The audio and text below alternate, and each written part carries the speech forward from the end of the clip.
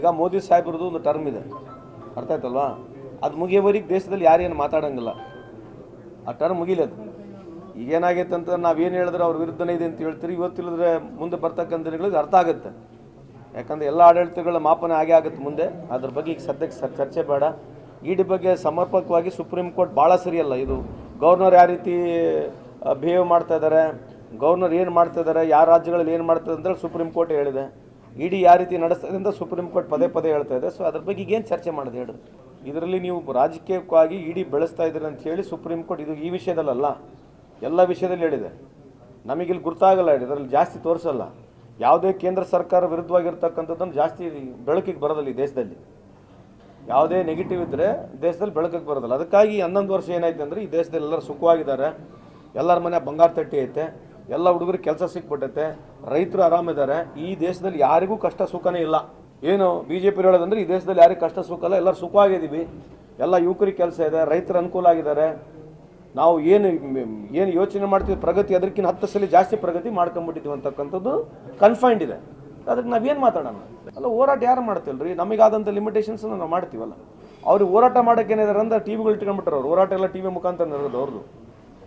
ಅದೇ ಹೇಳ್ತಿದ್ವಲ್ಲ, ನಾವು ಇವತ್ತಿಗೂ ನಾವು ಕೇಳ್ತಕ್ಕಂಥದ್ದು, ನೀವು ಸಾಯಂಕಾಲ ಇಡೀ ಎಲ್ಲ TV all over India TV ನಡೀತಕ್ಕಂಥ ನ್ಯಾಷನಲ್ ಚಾನಲ್ಗಳು ಏನು ಚರ್ಚೆ ಇದೆ, ಯಾವ ಚರ್ಚೆ ಆಗ್ತವೆ ನೀವೇ ನೋಡ್ರಲ್ಲ. ಚರ್ಚೆ ಆಗೋದು ಒಂದು ಸೈಡ್ ಚರ್ಚೆ ಇದಾವೆ ಅದರಲ್ಲಿ. ಅದ್ರಾಗೇನು ಒಳ್ಳೆ ಮಾತೇ ಇಲ್ಲಲ್ಲ. ಬೇಕಾದ್ರೆ ಕಳೆದ 10 ವರ್ಷ ತೆಗೆದು ಬಿಡ್ರಿ. ಎಲ್ಲ ಸಾಯಂಕಾಲ 6ರಿಂದ 8 ಗಂಟೆಗೆ ಏನಾಗ್ತವೆ ನೋಡ್ರಿ ಇಡೀ ದೇಶದಲ್ಲಿ. 6ರಿಂದ 8, 9 ಎಲ್ಲ ಪ್ರೈಮ್ ಟೈಮ್ಗಳು ಏನು ನಡೀತವೆ ಡಿಬೇಟ್ಗಳ ಬಗ್ಗೆ ಚರ್ಚೆ ಮಾಡಿ ನೋಡ್ರಿ. ಯಾಕಂದರೆ ಎಲ್ಲ ಅದಾನಿದು ಅಂಬಾನಿದು ಅವೆಲ್ಲ ಚಾನಲ್ಗಳು ಅರ್ಧಕ್ಕರ್ಧ. ನ್ಯಾಷನಲ್ ಮೀಡಿಯಾದಲ್ಲೆಲ್ಲ ಇದೇ ರೀತಿ ಇರ್ತಕ್ಕಂಥ ವಾತಾವರಣ ಇದೆ. ಅದ್ರಿಗೆ ಸುಳ್ಳೇನಿದೆ? ನಮ್ಮನ್ನು ಕೇಳಿದ್ರೆ ಹೆಂಗಿರು, BJP ಅವ್ರಿಗೆ ಕೇಳ್ರಿ, ಪ್ರಹ್ಲಾದ್ ಜೋಶಿ ಅವ್ರು ಬರ್ತಾರೆ, ಅವ್ರನ್ನ ಕೇಳ್ರಿ. ಇಲ್ಲಿ ಬಂದಾಗಲ್ಲ ಬಂದು ಸಿದ್ದರಾಮಯ್ಯ ಅವ್ರ ವಿರುದ್ಧ ನಮ್ಮ ವಿರುದ್ಧ ಹೇಳೋಗ್ತಾರಲ್ಲ, ಇದ್ರ ಯಾರು? ಮತ್ತು ಅವ್ರೇನು ಕೇಂದ್ರ ಸಚಿವರಲ್ಲೇನು? ಯಾವುದು ಕೇಂದ್ರ ಸಚಿವರು ಒಬ್ಬರು ಉತ್ತರ ಕೊಡೋದು ಬೇಡ ಇದ್ರ ಬಗ್ಗೆ. ಅದು ರಾಹುಲ್ ಗಾಂಧಿ ಕೇಳಿದ್ರೆ ಸುಮ್ಮನೆ ಮುಗ್ಗ ಅವ್ರ ಮೇಲೆ ಬೀಳೋದು, ಅಷ್ಟು ಬಿಟ್ಟರೆ ನೀನಿದೆ. ಇನ್ನಾದ್ರೆ ಆಯ್ತು ರೀ, ಈ ದೇಶದ ಪ್ರಧಾನಮಂತ್ರಿಗೆ ಒಂದು ಪ್ರೆಸ್ ಮೀಟ್ ಮಾಡಕ್ಕೆ ಹೇಳ್ರಿ. ಓಲೆತ್ಲಾಗ 11 ವರ್ಷ ಆಯಿತು, ಒಂದು ಪ್ರೆಸ್ ಮೀಟ್ ಮಾಡಕ್ಕೆ ಹೇಳ್ರಿ. ಯಾಕೆ ಮಾಡಬಾರ್ದು ಅಲ್ರಿ? ಅವ್ರಿಗೆ ಬಂದು ಪ್ರೆಸ್ ಮೀಟ್ ಮಾಡಕ್ಕೆ ಹೇಳ್ರಿ ಪ್ರಧಾನಮಂತ್ರಿಯವ್ರಿಗೆ. ಪ್ರಧಾನಮಂತ್ರಿಯವ್ರು ಹೇಳಿಲ್ಲ ಈ ವರ್ಷ 11 ವರ್ಷ ಏನು ಮಾಡಿದಾರೆ ಅಂತ ಅವ್ರ ಬಾಯಲ್ಲಿ ಕೇಳ್ಬೇಕಲ್ಲ. ನಾವು ಬರೀ ಭಾಷಣ ಮಾಡಿಬಿಟ್ರೆ ಆಯ್ತಾ?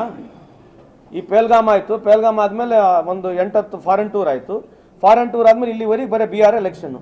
ಪೇಲ್ಗಾಮ್ ಆಯಿತು, ಪೇಲ್ಗಾಮ್ನಿಂದ BR ಎಲೆಕ್ಷನ್ನು, ಒಂದು 8-10 ಟೂರ್ ಫಾರಿನ್ ಟೂರ್. ಎಲ್ಲೇ ಪ್ರಧಾನಮಂತ್ರಿ ಹೇಳಿದಾರೆ? ಮನ್ ಕಿ ಬಾತು ಟಿವಿಯಾಗ ನೋಡ್ಬೇಕು. ಏನು ನಡೀತಾ ಇದೆ ಏನು ದೇಶದಲ್ಲಿ ಎಲ್ಲ ನಮಗೆ ಪ್ರೈಮ್ ಟೈಮ್ನಲ್ಲೇ ಗೊತ್ತಾಗೋದು. ಯಾವ ಕ್ಯಾಬಿನೆಟ್ ಸಬ್ ಕಮಿಟಿ ಮೀಟಿಂಗ್ ಇರೋಂಗಿಲ್ಲ, ಯಾರು ಮಿನಿಸ್ಟ್ರುಗಳು ಬಂದು ಅವ್ರ ಇಲಾಖೆಯಲ್ಲಿ ಏನಾಗಿದೆ ಅಂತ ಇವತ್ತುವರೆಗೆ ಹೇಳಿಲ್ಲ. 11 ವರ್ಷದ ಅವಧಿಯಲ್ಲಿ ಯಾವ ಇಲಾಖೆ ಮಿನಿಸ್ಟ್ರು ಅವ್ರ ಅವಧಿಯಲ್ಲಿ ಏನಾಗಿದೆ ಅಂತ ಒಬ್ಬರು ಬಂದು ಎಲ್ಲಿ ಪ್ರೆಸ್ ಮೀಟು ಮಾಡೋದಿಲ್ಲ. ಎಲ್ಲ ಪ್ರೈಮ್ ಟೈಮ್ನಲ್ಲೇ ತಿಳ್ಕೊಬೇಕು. ನಾವು ವಾಟ್ಸಪ್ಪು ಫೇಸ್ಬುಕ್ಕು ಪ್ರೈಮ್ ಟೈಮ್ನೇ ತಿಳ್ಕೊಬೇಕು. ಅವರೆಲ್ಲ ಮೋದಿ ಸಾಹೇಬ್ರ ಅಭ್ಯಾಸ ಮಾಡ್ಕೊಂಬಿಟ್ರು. ಮೋದಿ ಸಾಹೇಬ್ರು ಇಲ್ಲಿ ಪ್ರೆಸ್ ಮೀಟ್ ಮಾಡಲ್ಲ, ಇವ್ರು ಪ್ರೆಸ್ ಮೀಟ್ ಅಂದರೆ ಕರೆದು ನಮ್ಮನ್ನು ಬೈದು ಹೋಗ್ಬಿಡೋದು ಆಟೆ. BJP ಅವ್ರದ್ದು ಪ್ರೆಸ್ ಮೀಟ್ ಏನಂದ್ರೆ ಬರೋದು, ನಮ್ಮನ್ನು ಬೈಯೋದು, ಹೋಗೋದು. ಪ್ರಶ್ನೆಗಳು ಅವರು ಉತ್ತರಿಸಲಿ, ನಾವು ಉತ್ತರಿಸ್ತೀವಲ್ಲ, ಅದ್ರಾಗೇನಿದೆ?